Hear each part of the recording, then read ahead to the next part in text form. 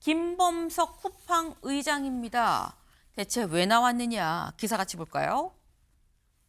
글로벌 CEO라 바쁘다는 김범석 쿠팡 청문회 안 나온다라는 거죠. 내일 모레 있을 쿠팡 청문회 국회에서 분명히 예정이 돼 있는데 여기에 불출석 사유서를 제출을 했다고 합니다. 그 사유 내용 좀 같이 볼까요?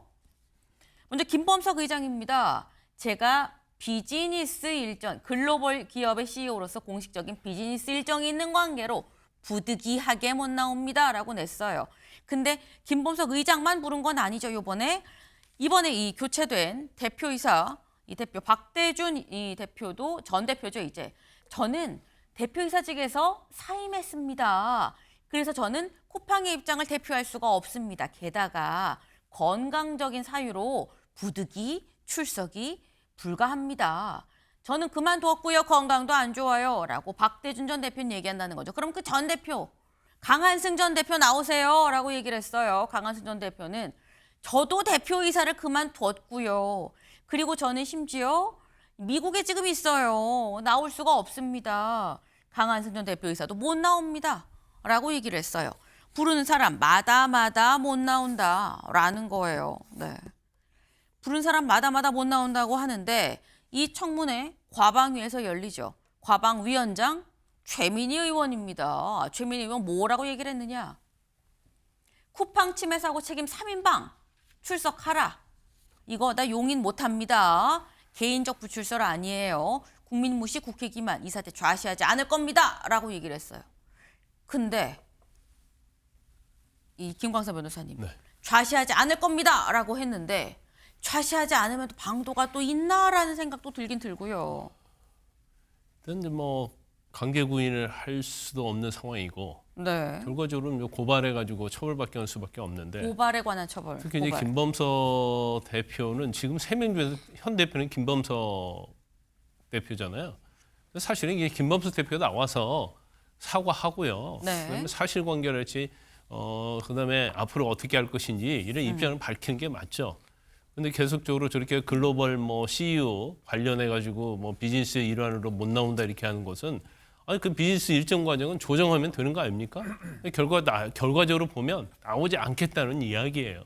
그러면 사실 또 김범석 대표는 미국 사람이잖아요. 네. 그럼 여기서 고발한다 하더라도 그걸 어떻게 또 처벌하고 조사하느냐 이제 여러 가지 문제점이 있기 때문에 결과적으로 이제 방법이 없게 되는 기껏 해서 처벌할 수밖에 없는데 수사 자체도 사실은 쉽지 않을 거다 이렇게 봅니다. 네. 미국인이라 가서 데리고 올 것도 아니고 결국 고발해서 처벌을 받게 하는 것밖에 없다라는 건데 사실 김범석 의장이 안 나온 게 이번이 처음이 아니죠. 그동안 굉장히 많이 국회에서 불렀었습니다. 그런데 그동안 안 나온 사유 제가 좀 모아봤습니다. 모아봤더니 2015년 농구하다가 인대가 늘어났어요. 끊어졌나 늘어났나 아무튼 농구하다가 다리가 다쳤어요라고 얘기를 해서 못 나왔고요. 2016년에 미국의 본사 업무가 바빠서 20년에도 바빠서 일이 안 바쁜 날은 없죠 사실. 그리고 지난 1월엔 트럼프 대통령 취임식에 가야 돼서 10월엔 출장이 있어서 어제 낸 건 비즈니스상 바빠서라는 거예요. 이게 사실 이유 없는 무덤이 없죠. 김기영 대변인님 어떻게 보십니까? 사실 본인은 미국 시민이고 돈은 한국에서 벌지만 모든 것들은 바지 사장한테 책임을 전가할 수 있기 때문에 이런 구조적인 원인이 있는 것 같고요. 무엇보다도 쿠팡에 관련해서 처음에 이 일이 1,300만의 어떤 우리 국민들의 개인정보가 유출이 됐을 때 많은 사람들이 쿠팡 탈팡하는 거 아니냐 했는데 네. 지금 시간이 지난 상황에서 큰 차이가 없다고 합니다.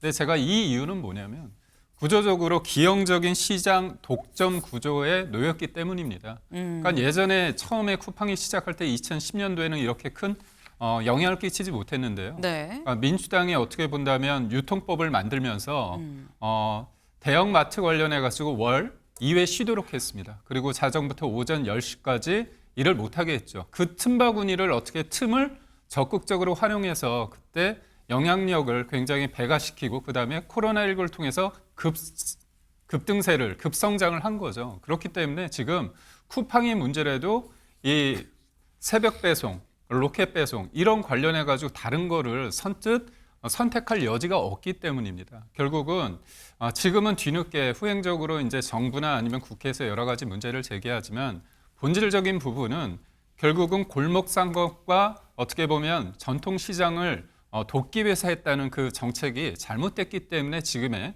기형적인 시장 독점 구조에 놓였고 이런 상황 속에서 할 테면 해봐라 너희들은 탈팍 못하지 이런 상황이 이런 어떻게 보면 그릇된 자세를 보이는 게 아닌가 싶습니다.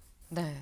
지금 결국 독점 구조 때문에 지금 그거 믿고 아무리 나오라고 얘기해봤자 안 나오는 거 아니겠느냐라는 건데 사실 이거 다 김범석 의장의 계획이었습니다. 큰 그림이 있었다라는 거죠. 저희가 대체 코빼기도 안 보이는 김범석 의장 목소리는 어떻지? 저기 열심히 찾다가 이 목소리를 찾았어요. 직접 들어보시죠. Really understand the company, how it's evolved and how it will continue to evolve, is to understand our mission statement.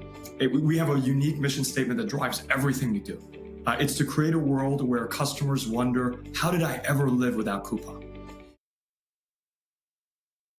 네, 요지는 이거예요. 쿠팡 없이 사람들이 못 살게끔 그게 우리의 목표입니다. 라고 얘기를 하는 거죠. 근데 이 목표 어쨌거나 달성을 한 것 같다라는 생각이 드는 게 아까 이용자별로 차이가 없다라고 말씀하셨죠. 아니다. 더 늘었다라는 보도가 오늘 있었습니다. 쿠팡 못 끊어 계정 유출에도 이용자가 더 늘었다라는 거예요. 이게 김진욱 대변인님. 이걸 어떻게 봐야 되는 겁니까? 기업 목표로서는 지금 김범석 의장이 한 얘기가 맞겠죠.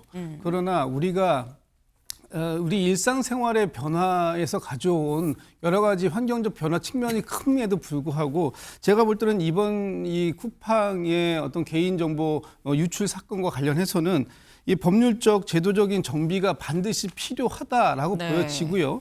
또 여기에서 징벌적 과징금을 그동안 우리가 너무 유연하게 너무 약하게 조치해 왔던 것이 아닌가 하는 반성도 반드시 있어야 될 것 같습니다. 그래서 이번에 쿠팡의 개인정보 유출과 관련해서 보통 매출의 3% 정도까지를 과징금으로 이렇게 부과하지 않았습니까? 네. 이 부분에 대해서 10%까지 아주 엄단하겠다라는 측면을 가지고 얘기하고요.